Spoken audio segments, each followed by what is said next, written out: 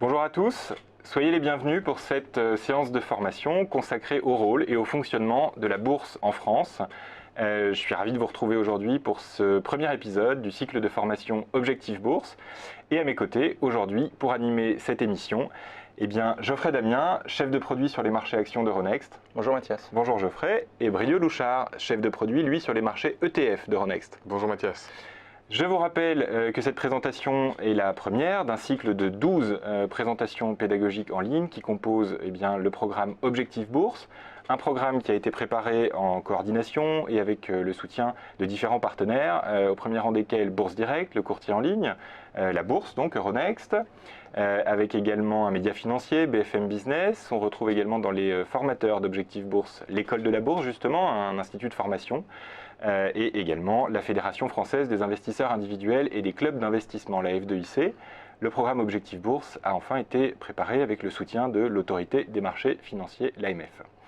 Alors aujourd'hui nous allons pour cette première présentation tenter de répondre à différentes questions en 30 minutes. Tout d'abord commencer par essayer de comprendre ce qu'est la bourse, à quoi ça sert, son fonctionnement, son histoire.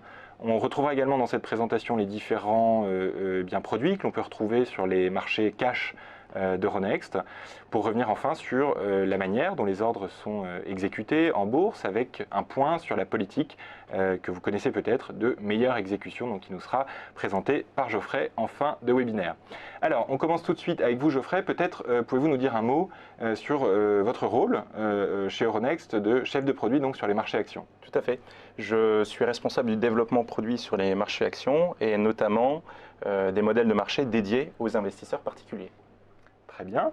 Et vous, Brieux, un mot peut-être sur votre rôle de chef de produit sur les marchés ETF? Oui, donc moi j'ai un double rôle à la fois sur du développement commercial auprès des sociétés qui émettent les ETF et à la fois du développement projet en interne, notamment sur les fonds. Tous les deux donc au cœur des marchés et de leur fonctionnement. Et on commence tout de suite justement avec ces fameux marchés, cette fameuse bourse dont on entend souvent parler. Il y a peut-être parmi nos auditeurs vraiment des débutants ou des personnes qui découvrent complètement cet univers. Alors on peut peut-être commencer tout de suite par une définition, ou en tout cas dire ce qu'est la bourse et à quoi ça sert. Absolument Mathias. La bourse est un marché où se vendent et s'achètent des instruments financiers. Les instruments financiers peuvent être des actions, des ETF, des warrants, des certificats. Je pense que cette quinzaine nous permettra de découvrir plus précisément tous les produits disponibles. La bourse est un lieu de rencontre entre l'offre et la demande.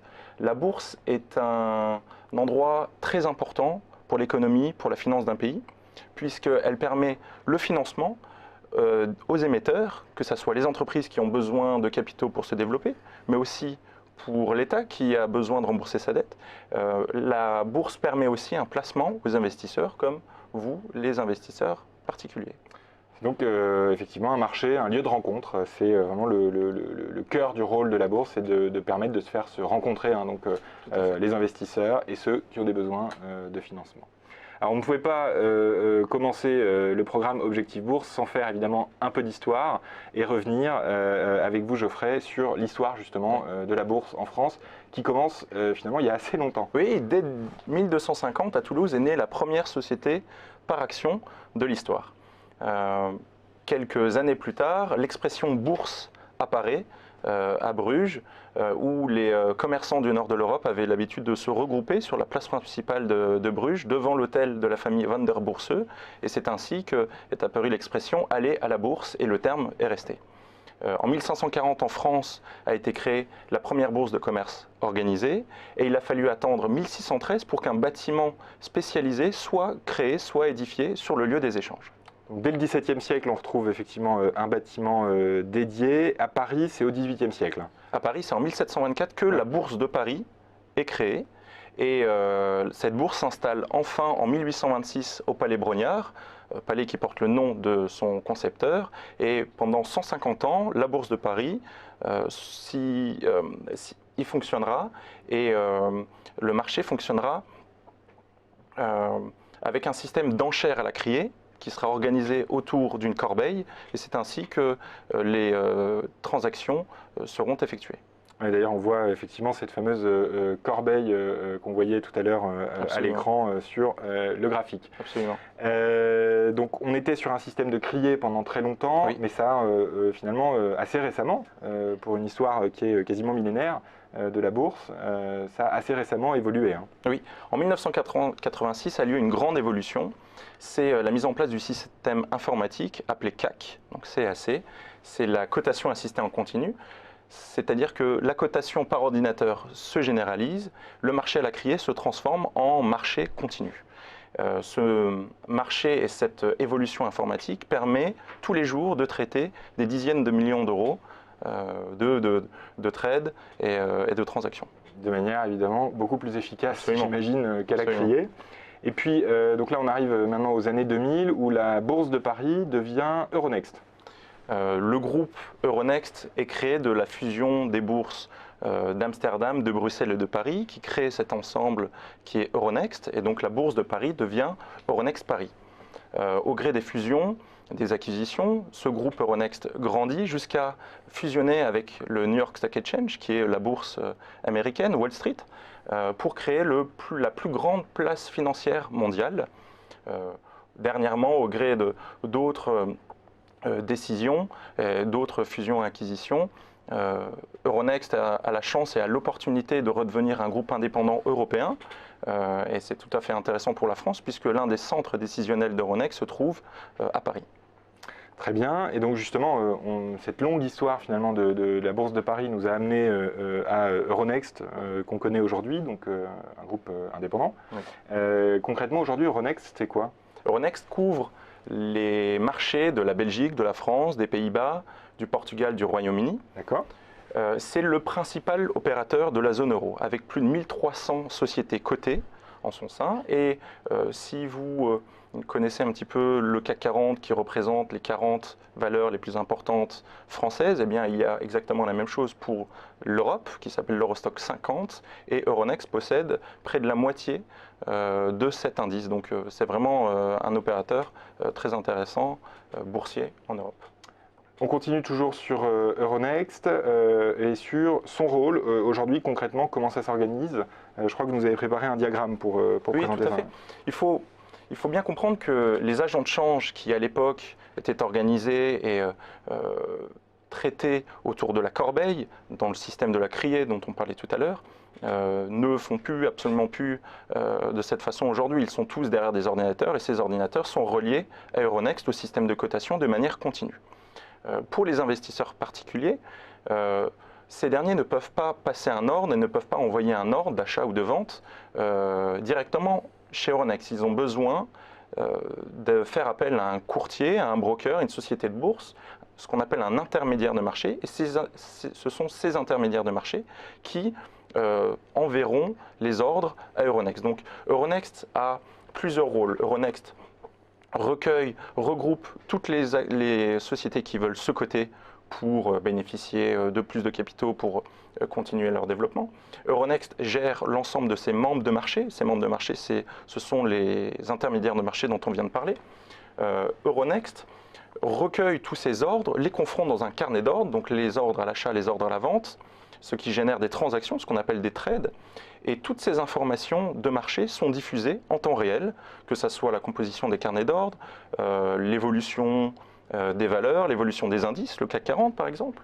Et ce sont des informations que tous peuvent retrouver, les investisseurs particuliers peuvent retrouver facilement auprès de leurs intermédiaires financiers, puisque Euronext, autant accueille les informations, les ordres, les trades, mais aussi renvoie toutes ces informations auprès des intermédiaires financiers. Oui, tout à fait. Vous diffusez donc les cours en temps réel aux intermédiaires de marché. C'est un élément très important. Merci beaucoup. Là, on y voit plus clair sur ce qu'est Euronext et son rôle et le fonctionnement de la bourse avec l'histoire maintenant que vous connaissez.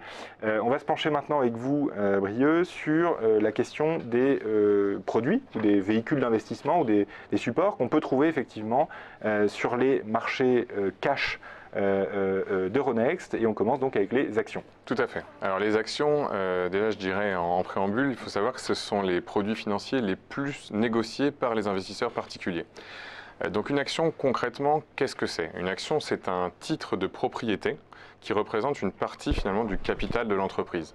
On peut voir à l'écran, on vous a mis quelques exemples, parce que ces titres étaient matérialisés par le passé, par des bons papiers, et vous verrez quelques noms qui vous rappelleront certainement quelque chose. Aujourd'hui, bien évidemment, c'est parfaitement dématérialisé. On est, comme le disait Geoffrey, sur des investissements purement électroniques. Mais voilà, historiquement, il faut savoir que ça ressemblait à ça concrètement quand on achetait une action. Les actionnaires sont donc très concrètement tous des copropriétaires de l'entreprise. Et si on se place maintenant du côté de l'entreprise, le fait de lever du capital en bourse, donc d'émettre des actions, pourquoi le font-elles? Pour faire face à leurs dépenses et assurer leur développement. Donc là, on voit bien la relation de confiance qu'il y a entre l'investisseur et l'équipe dirigeante de la société. Donc on pourrait se pencher maintenant sur la question de qu'est-ce qui fait finalement le prix de l'action. Est-ce qu'il y a un lien entre justement l'utilisation de ce capital par l'équipe dirigeante de la société?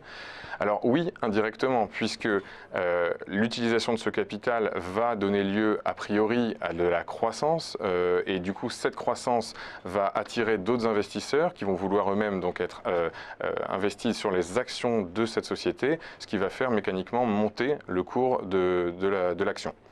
Il faut savoir également qu'il y a la notion de matérialiser à un moment sa plus-value, oui, ou malheureusement sa moins-value, oui, si l'investissement n'a pas été très fructueux, et ça va être donc tout simplement au moment où on va vendre les actions. Très bien. J'imagine, au-delà de la participation au développement de l'entreprise que donne effectivement une action, le fait de détenir une action, ça donne aussi des droits. J'imagine, le fait de détenir une action, ça donne des droits aux actionnaires oui, individuels, même particuliers. Exactement, ça donne des droits qui sont très importants. Donc, les principaux, on va avoir le droit pécunier qui est le droit aux dividendes. On va avoir également le droit de vote lors des assemblées générales et, de manière plus générale, le droit à l'information. Donc sur le droit aux dividendes, c'est un droit qui est très important puisque avec, je vous le disais juste avant, la matérialisation de la plus-value, ça va être la deuxième source de revenus potentiels de l'actionnaire, qu'il soit particulier ou institutionnel. À savoir que qu'est-ce que le dividende très concrètement? C'est une part du bénéfice de l'entreprise qui va être reversée aux actionnaires et ça va être donc un choix vraiment stratégique de la société de reverser cette part du bénéfice. En général, ça a lieu une fois par an, j'imagine. Oui, tout à fait. Le voilà. versement d'un dividende. Exactement, exactement. Et ce versement du dividende, finalement, c'est pour remercier les actionnaires d'avoir pris ce risque d'investir dans la société et quelque part peut-être aussi les fidéliser. Donc ça, c'est pour le droit aux dividendes. Après, on a donc le droit, je vous mentionnais, le droit de vote aux assemblées générales. Oui, pour participer aux décisions, j'imagine, qui sont prises dans la gouvernance de l'entreprise. Exactement, c'est bien ce que j'allais dire, c'est que ça va matérialiser réellement cette relation où l'investisseur, l'actionnaire, va venir participer à la vie de l'entreprise très concrètement, puisque au cours des assemblées générales, comme vous le disiez, des décisions stratégiques pour l'avenir de l'entreprise vont être évoquées, vont être proposées au vote aux actionnaires, et l'actionnaire aura donc son droit de vote, pourra s'exprimer et donc participer activement à la vie de l'entreprise. Et enfin, je le disais, le droit à l'information, puisque l'information est clé lorsque l'on est investisseur, quand on décide d'acheter une action par rapport à une autre. Donc cette information, elle va se matérialiser au travers typiquement des rapports annuels dans lesquels on va retrouver tous les comptes et toutes les perspectives de l'entreprise, ce qui s'est passé sur l'année. Et donc cette information est très importante pour l'actionnaire afin de faire les meilleurs choix. On reviendra d'ailleurs dans le programme Objectif Bourse sur les bonnes méthodes ou les bonnes pratiques à avoir pour bien s'informer avant d'investir. C'est vrai que le monde de l'investissement de manière générale repose et encore plus que jamais aujourd'hui sur l'information et la bonne information. Les sources d'information se sont multipliées de manière exponentielle avec l'arrivée d'Internet et le temps réel finalement qui est présent aujourd'hui dans le monde de l'investissement. Et effectivement, savoir bien faire le choix est un élément déterminant.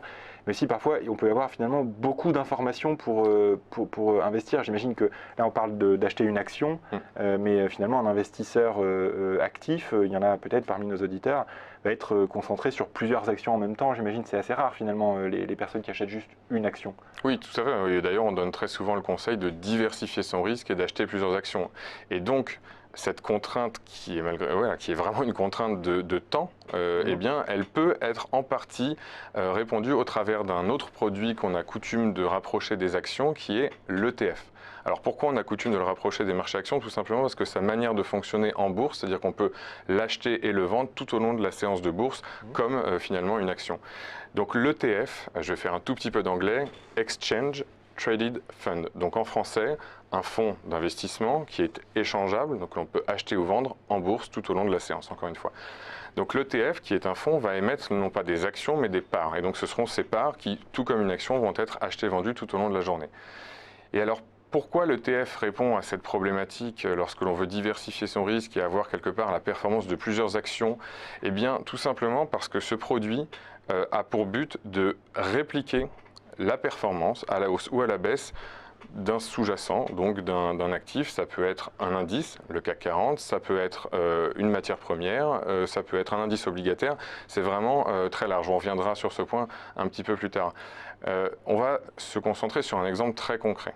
Un investisseur qui a une conviction forte sur la croissance française et de son économie et qui donc veut participer à cette croissance et se dit, tiens, il serait peut-être opportun d'aller acheter des actions du CAC 40. On en revient à notre question de combien de temps j'ai à consacrer à faire cette analyse qui peut parfois demander donc du temps. Quelles actions exactement, choisir, ou voir pourquoi pas acheter les 40 actions. Sauf que très concrètement, un investisseur particulier qui voudrait acheter les 40 actions du CAC 40 et avoir le même poids que l'indice propose, ça peut s'avérer très fastidieux si ce n'est pas impossible et puis même très coûteux en termes de coût de transaction. Tout à fait. Là, l'ETF CAC 40, donc il en existe plusieurs, on va l'appeler sous un nom générique ETF CAC 40, qui est coté sur Euronext Paris, et bien au travers d'une seule transaction, l'investisseur va se retrouver avec un produit qui va lui donner cette performance. Voilà. Et pour en revenir sur mon point de la notion de diversification, je reprends un exemple très concret. Ce même investisseur qui a fait une très belle performance sur son année 1, qui a vendu son ETF, donc qui a matérialisé sa plus-value, l'année 2, il se renseigne, il lit des journaux économiques et il se rend compte qu'il y a des superbes perspectives sur la Chine. La Chine redevient vraiment avec une croissance très très très forte sur une année qui va arriver. Il a cette conviction. Encore une fois, acheter quelle action chinoise, comment trouver la bonne information pour sélectionner la meilleure valeur chinoise et voir même est-ce que moi en tant qu'investisseur particulier j'ai accès à cette action chinoise, pas forcément. Eh bien sur Euronext Paris, encore une fois, on va pouvoir avoir accès à un ETF qui va répliquer la performance d'un indice chinois, encore une fois via une seule transaction. Donc on voit que cette notion de diversité des produits qui sont proposés au travers de l'ETF est très intéressante. Et j'ai un autre avantage en tête qui me paraît être assez important à citer, qui est la notion de prix, puisque certes on a le prix qui est affiché en bourse comme sur une action, mais étant donné, comme je vous le disais en introduction, que ce sont des fonds, il faut savoir qu'il y a des frais de gestion, comme pour tous les fonds, et ces frais sont connus pour être très très peu élevés dans le monde des ETF, puisqu'on parle de gestion passive, et par rapport aux fonds de gestion active, en effet, on a une différence de frais qui est assez conséquente, donc qui permet à l'investisseur, tout au long de la détention de son produit, de ne pas avoir des frais à supporter trop élevés. Alors, je vous disais tout à l'heure que l'information et la manière de s'informer était au cœur du programme Objectif Bourse avec des conférences dédiées. Il y aura également, pour ceux qui sont intéressés effectivement par ce sujet des ETF, mais plus largement de la diversification, nous aurons également une séance de formation consacrée justement aux stratégies de diversification. Ça vous permettra d'y voir plus clair sur ce sujet. Merci beaucoup. On comprend bien maintenant ce qu'est une action et également un ETF, donc les deux produits principaux disponibles sur les marchés cash donc, de Euronext, la Bourse de Paris. On va se pencher maintenant sur la manière dont vos ordres, à vous, en tant qu'investisseur particulier, sont exécutés, sont réalisés, puisqu'on voit maintenant comment fonctionne la bourse et les différents produits disponibles. Et bien, on va se pencher sur la manière, avec vous, de fonctionnement finalement de ces ordres, concrètement comment ça marche. Et c'est régi par un élément devenu clé, vous en avez peut-être entendu parler si vous avez déjà un compte titre, c'est ce qu'on appelle la politique de meilleure exécution. Absolument. Les investisseurs particuliers pensent peut-être que tous les ordres de bourse sont envoyés et exécutés sur la Bourse de Paris, Euronext Paris, comme on l'a vu. Mais le business des bourses a été révolutionné en 2007 par une directive européenne De la même façon que le marché de l'électricité a connu un phénomène de libéralisation, c'est exactement ce qui s'est passé sur le marché des bourses. MIFID, comme on l'appelle, qui est cette directive européenne, avait pour ambition de faire avancer l'innovation, avait pour ambition d'améliorer la qualité de service, de faire baisser les coûts, mais aussi de protéger l'investisseur particulier en contrôlant un peu plus le métier d'intermédiaire financier. 8 ans plus tard, le paysage a fondamentalement changé. On retrouve des bourses traditionnelles, ce qu'on appelle les marchés réglementés, comme le sont en France Euronext, Euronext Paris, la bourse de Londres, la bourse de Francfort. Voilà, ce sont les marchés réglementés, ce sont les anciennes bourses traditionnelles qui existent, exactement, qui existent pour chez nous depuis le XVIIe siècle. D'autres catégories sont apparues avec une réglementation beaucoup plus large, permise par cette directive européenne, pour faciliter les nouveaux entrants. Et on aura l'occasion de le voir, ils ont des noms un petit peu barbares, qui s'appellent les systèmes multilatéraux de négociation ou des internalisateurs systématiques. Donc concrètement aujourd'hui, c'est une centaine de plateformes qui existent. On peut voir qu'on est parti d'une situation avant 2007 où chaque pays avait sa propre bourse, qui avait son propre monopole, qui était possédé par les États ou les banques nationales. Ouais. Aujourd'hui, on arrive pour exécuter des ordres en bourse. L'investisseur particulier en Europe peut en effet voir son ordre être envoyé sur plus d'une centaine de plateformes disponibles. Alors après, j'imagine que les intermédiaires financiers dont on parlait tout à l'heure, ce qu'on appelle les courtiers en ligne ou les banques, de manière générale, qui exécutent les ordres, donc sur Euronext ou ailleurs, pour le compte des clients, ils ne font pas les choses comme ça leur chante. Enfin, j'imagine qu'il y a des règles justement qui régissent la manière dont les ordres sont attribués. Il y a des règles, tout à fait. Pour l'instant, les marchés réglementés gardent 2/3 de parts de marché et de liquidité. Sur les systèmes multilatéraux de négociation, qui sont, comme on l'a dit, des plateformes qui ont été créées grâce aux largesses de la réglementation, qui sont souvent construits sur des modèles bon marché, qui sont délocalisés à Londres, qui appartiennent à des banques ou à des systèmes de trading très perfectionnés qu'on appelle le trading haute fréquence. C'est un type en effet nouveau où votre broker, votre intermédiaire de marché peut envoyer votre ordre. Et tout ça est organisé par la politique de meilleure exécution dont on va parler maintenant. Absolument, absolument. C'est quand même très important puisque, on l'a vu, il y a différents types de marchés qui peuvent accueillir vos ordres, ce qui veut dire qu'il y a différents types de prix qui sont disponibles au même moment pour une même action. Et c'est ce qu'on peut voir sur le slide que nous avons préparé ensemble. Que ça soit sur les marchés réglementés ou sur les autres environnements où pourrait être exécuté votre ordre, il y a des prix à l'achat et à la vente qui sont différents. Alors dans cet exemple, pour une même action au même moment, si votre courtier envoie votre ordre de bourse ailleurs que chez Euronext, sur cet exemple, qui possède le meilleur prix disponible à l'achat et à la vente, et qui a une différence la plus resserrée, c'est ce qu'on appelle le spread. Donc c'est cette différence entre le prix d'achat et le prix de vente, effectivement, qui existe finalement sur tous les actifs qu'on peut échanger en bourse. Absolument. Eh bien, vous ne profiteriez pas du meilleur prix disponible à ce moment-là. Et c'est en cela que le métier d'intermédiaire de marché a complètement changé depuis 2007, puisqu'il faut faire très attention à la politique sur laquelle elle agit. D'accord. Chacun est malgré tout libre, les investisseurs individuels qui nous écoutent ici, de construire quelque part leur politique de meilleure exécution, c'est-à-dire de demander à leur intermédiaire financier d'être exécuté de telle ou telle manière. Absolument. Oui et non, pour vous dire la vérité. C'est-à-dire que certains investisseurs particuliers vont envoyer leurs ordres, le courtier va décider de l'envoyer dans tel ou tel endroit. Le problème, c'est qu'aujourd'hui, il y a différents types d'acteurs sur les marchés. Il y a nous, ici, les investisseurs particuliers, qui sont humains, qui prennent des décisions de manière humaine. Et il y a aussi des acteurs beaucoup plus sophistiqués qui comptent sur des ordinateurs, qui ont à disposition beaucoup plus d'informations, qui arrivent à comprendre cette information de manière beaucoup plus rapide, qui arrivent à prendre des décisions d'investissement, qui arrivent à envoyer leurs ordres de manière beaucoup plus rapide. C'est en cela que l'être humain, l'investisseur particulier, doit être protégé. Malheureusement, sur les marchés aujourd'hui, il y a des acteurs, des plateformes de niche qui sont apparues et qui ont vraiment profité des failles du système et de cette directive européenne, puisque les régulateurs n'attendaient absolument pas de telles innovations. Eh bien, aujourd'hui, certains brokers, certains courtiers envoient les ordres des investisseurs particuliers sur ces modèles niches. On peut citer par exemple Equiduct, qui va utiliser ces acteurs sophistiqués pour exécuter les ordres des investisseurs particuliers de manière bilatérale. Et c'est en cela qu'il faut faire très attention pour l'investisseur particulier de regarder quelle est la politique d'exécution. Est-ce qu'elle est vouée à être effectuée par des modèles multilatéraux?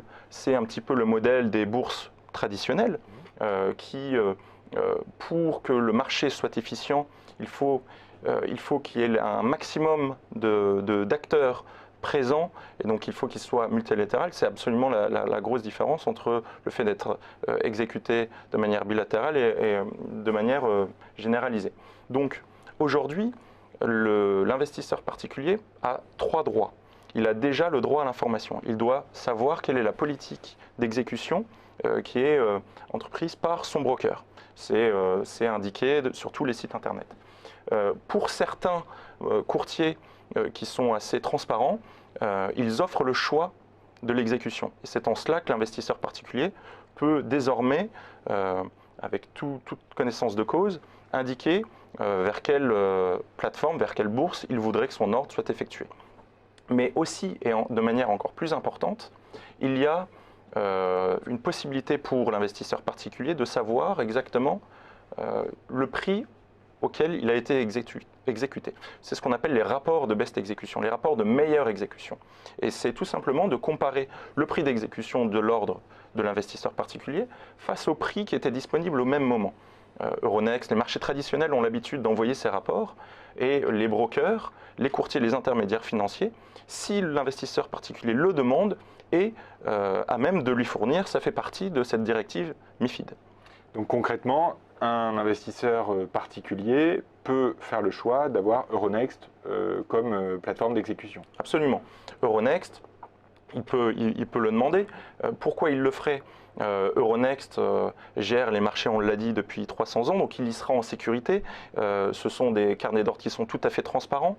Ce sont des marchés qui sont neutres, avec une grande impartialité. Et puis c'est très simple de toute façon pour n'importe quel intermédiaire de marché d'envoyer les ordres des investisseurs particuliers, puisque tous les courtiers, tous les intermédiaires financiers sont déjà connectés à la bourse traditionnelle. Alors, le carnet d'ordre, justement, vous en parliez, c'est ce qu'on voit là, ce qu'on voyait à l'instant à l'écran. Là, il y avait un exemple effectivement de carnet d'ordre.